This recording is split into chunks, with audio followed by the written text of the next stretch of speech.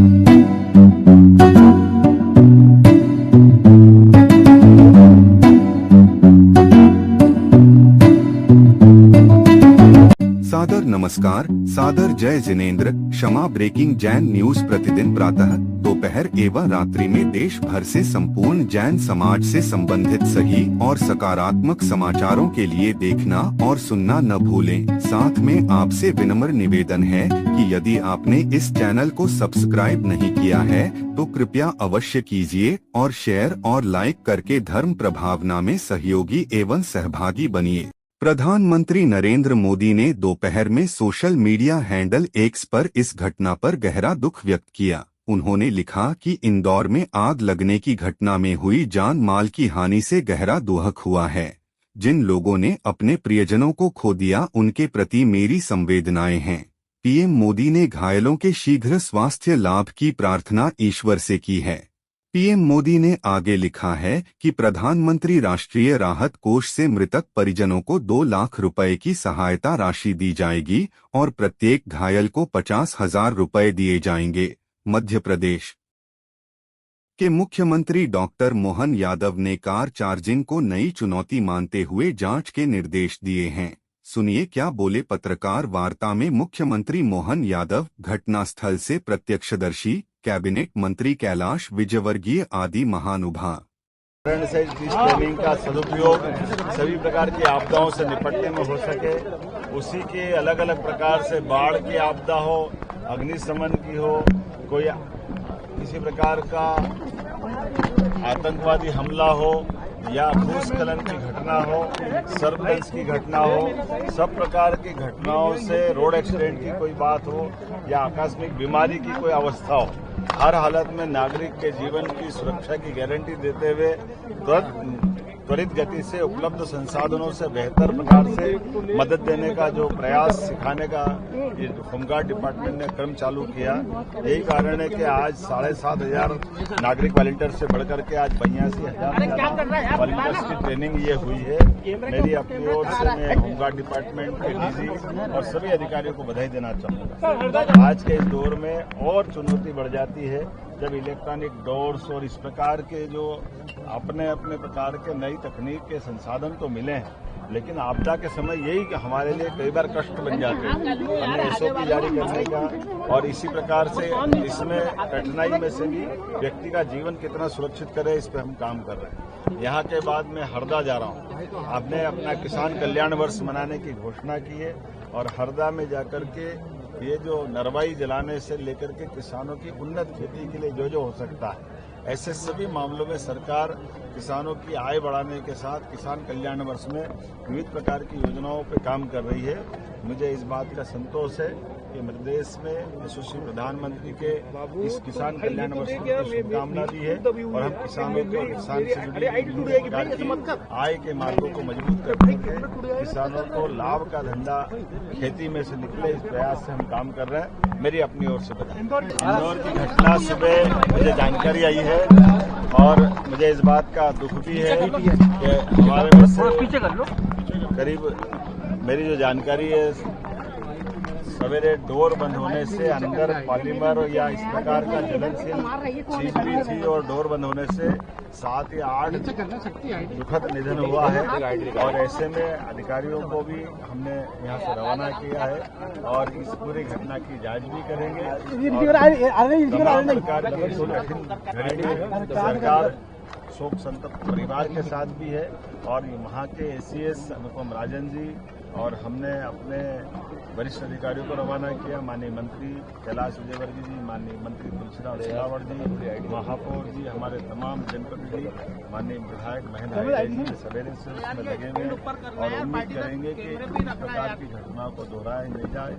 मैं आज के इस अवसर पर एक बार फिर निवेदन करना चाहूंगा कि डिजिटल लॉक या इस प्रकार के लोग जरूर लगाएं, लेकिन इसकी पूरी चिंता करें और ईवी चार्जर्स वगैरह से भी जितनी सावधानी रख सकते हैं जीवन में वो भी सब जरूरी है, क्योंकि हमारे इस सुविधा या सुख के साधन से अगर हमारा जीवन कष्ट में होता, ये बड़ा चुनौती का विषय है। मैं उम्मीद करूंगा कि इस घटना के बाद बाकी लोग इससे और सावधानी रखेंगे। सरकार भी इसमें अपनी कार्रवाई बताए। 3:30 पौने 4 के आसपास की घटना होगी। सुबह घूमने वाले एक अंकल थे, जोर जोर से आवाजें लगा रहे थे। मेरा जस्ट ऊपर ही घर है, गेट खुला था मेरा और मेरी वाइफ ने आवाज सुनी और एकदम से मैं बाहर निकला तो जो गाड़ी थी उसमें चार्जिंग के टाइम पे आग निकल रही थी। सबसे पहले पूरी मल्टी के, क्योंकि वो आग इस तरफ फैल रही थी, जितने भी हमारी मल्टी के करीबन 8 परिवार के लोग रहते थे, सबको पहले एक एक करके सभी को हमने बाहर निकाला और हमने जो इलेक्ट्रिक का जो एमसीबी पहले तो उसको डाउन किया। उसके बाद हम लोग नीचे आए और सभी लोग आसपास के लोगों को हमने इकट्ठा किया। फिर किसी ने 112 पे फोन किया, किसी ने एम्बुलेंस को फोन किया। जब तक स्थिति बहुत भयावह हो चुकी थी, उसमें से 4 लोग बाहर निकल आए थे। उनके मनोज पुगलिया जी के 3 लड़के थे और उनकी वाइफ 4 निकल गए थे। 8 लोगों के अंदर उस समय होने की आशंका थी, लेकिन जब अंदर आग बहुत फैल चुकी थी और ऊपर भी वो लोग शायद हो सकता है कि धुआं बहुत हो गया था, खूब कोशिश भी की। पास की मल्टियों में से भी जा जाके हम लोगों ने कोशिश की कि कैसे भी करके हो जाए, और शायद ऊपर का कुछ गेट लॉक था, ईश्वर जाने, वो तो नहीं बता पाऊंगा। पर बहुत दुखद घटना हुई है सर। उनके परिवार में कौन कौन लोग थे? सर उनके परिवार में 3 बेटे उनके और मनोज भैया खुद और उनकी पत्नी, और अभी उनमें से एक बेटे की शादी हुई थी 23 जनवरी को, जो उनकी बहू बाहर गई हुई थी मायके कुछ त्योहार के कारण। और उनके मनोज भैया के साले थे, वो भी कुछ कैंसर के ट्रीटमेंट के लिए यहीं पर ही पिछले 15-20 दिन महीने 1-2 महीने से यहीं पर ही थे। वो कुछ छोटे बच्चों की भी शायद संभावना है कि वो उनके परिवार से कुछ लोग यहाँ आए हुए थे। अभी तक किस किस की डेथ हुई? सर कुल अभी तक जितना सूचना प्राप्त हुई 8 लोगों की डेथ हुई है सर, उसमें से 3 बच्चे और कुछ 5 बड़े हैं। मनोज जी के परिवार में कौन? मनोज जी के परिवार में उनकी बड़ी बहू का निधन हुआ है, जैसा अभी सूचना प्राप्त हुई, आई एम नॉट कंफर्म। और उनके जो साले हैं, उनकी पत्नी और साले उनकी भी डेथ हुई है, तो 2 या 3 छोटे बच्चे हैं सर। मतलब कुल 4 सुरक्षित हैं और मनोज पुगलिया जी का भी निधन हुआ। ये 4 बजे के आसपास सूचना मिली थी पुलिस को कि इस तरह से फायर ब्रेकआउट हुआ है। ये जो विजेश्वरी एनेक्स एरिया है और ये जो है थाना तिलक नगर का एरिया, तो यहाँ पे जो भी हमारी रात्रि गश्त की पूरी टीमें थी, सभी अधिकारी यहाँ पे रिस्पॉन्ड किए। हम लोग स्वयं भी पहुँच गए थे और जो फायर ब्रेकआउट हुआ था वो पीक समय स्थिति में था और फायर की टीमों को वहाँ पहुँचा के जो प्रथम फेज रहता है कि इमीडिएटली फायर को, उस समय 3 से 4 लोग बाहर आ गए थे रेस्क्यू होकर और उसके बाद हम लोगों ने फायर को कंटेन किया, उसको बुझाया। टीमों को जो बगल का इस मकान से लगा हुआ जो दूसरा मकान है उससे टीमें हमारी अंदर गई। उन्होंने ऊपर के छत को तोड़ के अंदर घुसी, जो सबसे 3 फ्लोर पे रहवासी एरिया था, जो ग्राउंड फ्लोर है उसके बीच वाला और उसके ऊपर वाला फ्लोर, तो वहाँ पे सबसे टॉप फ्लोर पे सबसे पहले प्रवेश कर पाया, उसके ऊपर की टीन की चादरें वगैरह तोड़ के और वहाँ पे सर्च किया गया। वहाँ के माध्यम से फिर बीच वाले फ्लोर पे पहुँचने का प्रयास किया गया। थोड़ा उसमें समय लगा क्योंकि हीट और फायर काफी उसमें वो था, उसको जितनी जल्दी संभव था उसको कंटेन किया गया। टीमें अंदर गई और जितनी तेजी से हम लोगों को रेस्क्यू करके उनको हम हॉस्पिटल लगातार भेजते जा रहे थे। अनफॉर्चुनेटली बहुत दुर्भाग्यवश इसमें जो है जिन लोगों को हमने हॉस्पिटल भेजा था वो 7 रिपोर्टेड डेड बताए गए हैं। उसमें जो स्वयं जो इस मकान के वो थे वो हैं और एक बच्ची और महिला भी हैं। तो ये सारी जो प्रोसेस है वो चल रही है लगातार। पिछले 1.5 घंटे पहले लगभग हमने पूरी तरह से फायर को कंट्रोल कर लिया था क्योंकि बगल के घर जो इससे लगे हुए हैं वहाँ पे भी फायर की वजह से हीट काफी गई है। वॉल्स वगैरह को एग्जामिन कर रहे हैं। हमारी एसडीआरएफ की टीम जो है, हमारी पुलिस की टीमें यहाँ अंदर हैं, लोगों को सचेत भी किया जा रहा है। वहाँ पे हम एग्जामिन भी कर रहे हैं कि अगर कोई ऐसी स्थिति तो नहीं है क्योंकि हीट काफी ज्यादा वो हुई थी और ऐसे उसमें हम एग्जामिन करके उनके अभी कुछ समय तक हमारी टीमें लगातार यहाँ बनी रहेंगी ताकि कोई और स्थिति ना हो। फायर की टीमों को भी बैकअप के लिए रखा जा रहा है कोई स्थिति, तो ओवरऑल काफी नियंत्रित स्थिति में है। जो आगे की हमें कार्रवाई करनी, फॉरेंसिक की भी हमारी टीम आ गई है और अब अंदर को बहुत थॉरोली एग्जामिन करेंगे। अभी कई बार हम लोगों ने उसको एग्जामिन कर लिया है पर एक बार और उसको थॉरोली फॉरेंसिकली भी एग्जामिन किया जाएगा। हाँ, ऐसा लगता है कि एक ही परिवार है जो मनोज पुगलिया जी का ये घर था। बाहर से उनके गेस्ट आए हो सकते हैं, कोई ऐसा ओकेजन हो सकता है। बाहर की बात जो सामने आ रही है कि बहुत ज्यादा मात्रा में गैस की उसकी पुष्टि भी ये घरेलू हाउस होल्ड था। इसमें एक्सप्लोजन जरूर 2-3 सुने गए, मतलब ऐसा जिसमें फायर पीक हुआ था उसमें विस्फोट भी हुए थे, उससे भी प्रवेश में थोड़ी सी उस समय दिक्कत आई थी। पर घरेलू हाउस होल्ड है, कुकिंग वगैरह के लिए गैस सिलेंडर होंगे। अब वो एग्जामिन किया जाएगा एग्जैक्टली अंदर का क्या कॉस्ट है। ट्रिगर पॉइंट ऐसा लगता है कि चार्जिंग पॉइंट जो इलेक्ट्रिकल उसकी वजह से ये शुरू हुआ है और वहां से फिर अंदर प्रवेश तेजी से किया है। और अंदर क्योंकि घरेलू सेटअप रहता है, लकड़ी के फर्नीचर और पर्दे बहुत सारी की चीजें रहती हैं, तो इन सब चीजों से तेजी से फैलता है। और क्योंकि काफी क्लोज टाइप का घर था तो इसमें धुआं भी बहुत तेजी से फैला है, तो कई बार वो भी डेंजरस होता है। इन सारी चीजों को बाद में करेंगे। ऐसी चीजों में, ऐसे ऑपरेशन में जब हम आते हैं तो हमारी हमेशा पहली प्राथमिकता यही होती है कि सबसे पहले उसको हम फायर को कंटेन करें और किसी प्रकार से हम घर के अंदर प्रवेश करके जहां अगर कोई लोग ट्रैप है तो उनको निकालें, उनको रेस्क्यू करें और अगर उनको मेडिकल असिस्टेंस की जरूरत है तो वो हम उनको तत्काल दें। हम खड़े हैं, ये घटना हुई यहाँ पे मनोज पुगलिया जी का जो घर था उसमें ये आग लगी थी। प्रारंभिक रूप से जानकारी आ रही है कि जो ईवी गाड़ी चार्जिंग थी उस चार्जिंग पॉइंट से ये आग फैली है और उसके बाद ये पूरा हादसा हुआ है। और इस हादसे में 7 लोग की जो उनके परिवारजन थे, उनके रिश्तेदार थे, उनकी दुखद मृत्यु हुई है। 3 लोग को रेस्क्यू कर लिया गया है और अभी हम लोग की टीम निरंतर ये भी देख रही है कि जो सटी हुई बिल्डिंग है उसमें भी चूंकि काफी गर्म हो गई उनकी दीवारें भी, तो उसको भी हम लोग परीक्षण कर रहे हैं कि उसको भी देख रहे हैं कि इससे कोई दूसरी दुर्घटना होने की आशंका को भी नकार रहे हैं। और हमारी पूरी टीम देख भी रही है यहाँ पर। अभी फॉरेंसिक की भी टीम आएगी, वो जांच करेगी और उसके बाद जो भी तथ्य निकल कर आएंगे, कारण क्या रहे वो बताए जाएंगे। एक ही परिवार जी, इसमें जो पुगलिया जी का परिवार था उसमें उनके परिवार के जन है और उनके कुछ रिलेटिव, उनके साले साहब शायद आए थे, उनके परिवार के लोगों की बात अभी क्या की पुष्टि हुई है सर? अभी तक 7 लोग की इसमें दुखद मृत्यु हुई है। बच्चा भी शामिल है सर इसमें? क्या उम्र है उसकी? इसमें एक बालिका है, राशि, कुमारी राशि, उनकी 12 साल की बालिका थी, उनका भी इसमें दुखद बता रहे हैं। उसको हम लोग भी चेक कर रहे हैं। मतलब घर में हमारी अभी चूंकि हीट भी काफी कम हुई है तो हम लोग की टीम निरंतर उसमें देख भी रही है और घर के अंदर भी चेक कर रहे हैं, घर के बाहर भी हम लोग चेक कर रही है टीम अभी है। और बाकी फिर फॉरेंसिक की टीम भी आएगी, वो भी चेक करेगी। इसमें लोग सर ये देखिए देखिए 10 लोग का था जानकारी, क्योंकि 7 लोग को तो रेस्क्यू किया गया, 7 लोग की दुखद मृत्यु हुई है, जबकि 3 लोग को इसमें रेस्क्यू किया गया है। और बाकी हम लोग अभी चूंकि बाकी रिलेटिव वगैरह भी सब सदमे में है सभी लोग, तो उनसे जब बात हम करेंगे तो और चीजें इसमें तक निकल कर सामने आएंगी। आवाज आ रही थी जी, इसमें इनके घर में जो सिलेंडर्स रखे थे, शायद एलपीजी के सिलेंडर्स थे, उसमें भी ब्लास्ट हुए थे। और वो भी मतलब लगभग जैसा कि अभी जो फायर की टीम हमारी बता रही, चूंकि हम लोग 3 लगभग सिलेंडर से ब्लास्ट हुए थे। देखिए, बहुत दुखद और दुर्भाग्यपूर्ण घटना है। ईवी कार चार्जिंग करने के कारण प्रथम दृष्टया ये आग लगी ऐसा प्रतीत होता है। और प्रथम दृष्टया पुलिस कमिश्नर से जो जानकारी प्राप्त हुई है, उस आधार पे 7 लोगों के इस दुखद घटनाक्रम में जाने की खबर है। बाकी जो परिवार के 3 लोग थे, उनको सकुशल निकाल लिया गया था।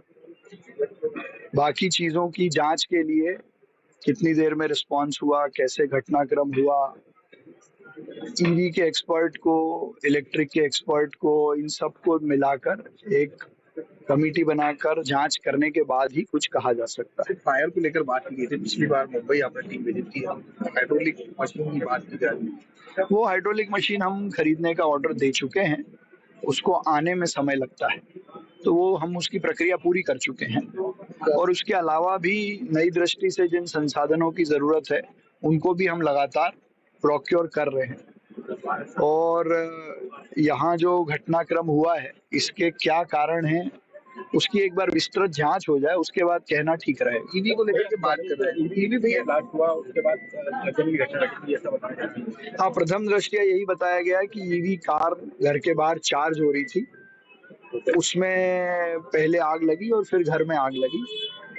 तो प्रथम दृष्टया तो ये बात आई है जो यहाँ एसडीआरएफ की टीम और पुलिस की टीम ने बताया है, पर क्या हुआ, कैसे हुआ और भी क्या घटनाक्रम हुआ, उस पर एक बार विस्तृत रिपोर्ट आ जाए, फिर अधिकृत रूप से कहना ठीक रहेगा कि कम से कम इसकी पुनरावृत्ति नहीं हो। यह आग कैसे लगी, क्या सब स्टैंडर्ड चार्जिंग स्टेशन था, क्या सब स्टैंडर्ड केबल थी, मतलब इसकी पूरी जानकारी लेकर और एक एसओपी बनाना चाहिए। क्योंकि हर घर के अंदर आज की तारीख में लोग सोचते हैं कि अब नई गाड़ी खरीदना है तो ईवी खरीदें, क्योंकि वैसे भी आप देख रहे हैं विश्व के अंदर जो अभी चल रहा है ऑयल को लेकर ही चल रहा है, और ऑयल के कब क्या भाव होंगे पता नहीं। इसलिए सब लोग ईवी के बारे में सोचते हैं। मैं भी सोचता हूँ कि अगली गाड़ी कोई ख़रीदना है तो ईवी ही खरीदना है, पर ईवी की चार्जिंग से अगर आग लगती है तो ये तो बहुत अलार्मिंग है। और इसमें कहाँ क्यों लगी आग, जैसे पूरे ईवी वाले कहते हैं कि सब सेफ़ है, सब सेफ़ है, सब सेफ़ है, पर आग का कारण ईवी है, चार्जिंग स्टेशन है, और उसके कारण आग लगी है। तो क्यों लगी, इसको ज़रूर हम पता लगाएंगे। और मुझे लगता है कि मैं ब्रजेश्वरी में बहुत दिनों बाद आया हूँ, मतलब इतनी छोटी छोटी प्लाट पे इतने बड़े बड़े मकान मल्टी, ये भविष्य के लिए भी समस्या है। तो मैं रहवासी संघ के लोगों से मैंने कहा है कि भाई, तो उन्होंने खुद नहीं कहा, ये अभी क्या सुनना, जगदीश निगम जी भी बता रहे थे कि दोनों साइड में कार खड़ी हो जाती है और बीच में अगर कोई बड़ी गाड़ी आना हो, एम्बुलेंस आना हो तो आ ही नहीं पाती। वो भी देख रहा था कि पूरी कॉलोनी के अंदर MOS कवर है। तो ये सब चीज़ें हैं, पर हमें क्योंकि बहुत पुरानी कॉलोनी है, मैं बहुत वर्षों बाद इस कॉलोनी के अंदर आया हूँ, तो हमें इस बारे में भी विचार करना पड़ेगा, शक्ति के साथ, ताकत के साथ नागरिकों को भी इस बारे में सोचना पड़ेगा। ये बहुत बड़ी घटना है, अलार्मिंग घटना है, और भविष्य में इस घटना की पुनरावृत्ति नहीं हो, इसके लिए एक SOP ज़रूर बनाएंगे। और भविष्य में ये भी देखना पड़ेगा कि जो भी हमारे रहवासी संघ है, मेयर साहब से मैं आग्रह करूँगा कि रहवासी संघ की एक मीटिंग बुलाकर, और इस प्रकार जो सड़क पर कार रख देते हैं जिसके कारण गाड़ी ही नहीं आ पाती है, उसकी उसके बारे में भी रहवासी संघ को ही प्रयास करना चाहिए, ऐसी हम कोशिश करें। सर स्वर्णबाग में भी ऐसी ईवी जो है, ईवी के प्रोटोकॉल पर पुनर्विचार की जरूरत पड़ रही है अब। आपने कहा कि ईवी जो है कितना रिस्की हो, तो इसके लिए प्रोटोकॉल कितने खड़े होने चाहिए? अब वो देखेंगे ना। अभी मैं आई एम नॉट एक्सपर्ट, मैं एक्सपर्ट नहीं हूँ। मैंने इसीलिए बहुत अच्छा कमिश्नर और कलेक्टर साहब को यही कहा है कि एक एक्सपर्ट की टीम बनाइए। मैं भी एक को जानता हूँ जो इस दिशा में बहुत अच्छा काम करता है। अभी वो दुबई शिफ्ट हो गए हैं। आवश्यकता होगी तो हम दुबई से बुला लेंगे उसको, और इसमें देखना पड़ेगा। और इसकी एसओपी तो बनना ही चाहिए, क्योंकि सब स्टैंडर्ड केबल के कारण भी हो सकता है। कई बार, जैसे मैं उदाहरण बताऊँ आपको, कि हमारा फ़ोन है, वो अगर 1 घंटे में चार्ज होता है और रात भर अगर पड़ा रहता है तो कई बार फ़ोन बस्ट हो जाता है। क्या ये कारण है क्या? तो जैसे ही चार्जिंग सिस्टम में चार्ज हो जाए तो अलार्म बज जाए, या कुछ ऐसा सिस्टम डेवलप हो, जैसे गाड़ी चार्ज हो जाए तो एक अलार्म बज जाए तो हम चार्जिंग से उसको हटा दें गाड़ी को। ऐसा कुछ एक एसओपी हम बनाकर, और भविष्य में इसकी पुनरावृत्ति नहीं हो, इसके बारे में चिंता करेंगे। ये दुखद घटना है, इसने दिल को हिला दिया है बिल्कुल। और पूरे इंदौर शहर का आज का सवेरा बिल्कुल बिगड़ गया है, मैं ऐसा मान के चलता हूँ। और हम सब लोग पुंगलिया परिवार के साथ, उनके पूरे परिवार के साथ, उनके रिश्तेदारों के साथ हम सबके सहानुभूति। ये सब अब देखेंगे। हमने ये बोल ही दिया है कि इसकी पूरी एक्सपर्ट की जांच कराएंगे, उसमें जो भी गलती हो उसको सामने करेंगे। भाई ऐसा ही, इस घटना की पुनरावृत्ति नहीं होना चाहिए। आप सब भी यही सोचते होंगे कि अब ये घटना नहीं हो, चाहते हैं कि नहीं चाहते हैं आप? इसके लिए हमें सब चीज़ बारीकी से अध्ययन करें। क्षमा breaking Jain news YouTube channel पर विज्ञापन देकर धर्म प्रभावना में बने सहभागी। विज्ञापन देने हेतु संपर्क कीजिए मोबाइल नंबर 9026900740 एवं समाचार एवं वीडियो भेजने हेतु व्हाट्सएप नंबर 9335236222। क्षमा breaking Jain news YouTube channel देखने के लिए आपको बहुत बहुत धन्यवाद। सादर प्रणाम, सादर जय जिनेंद्र।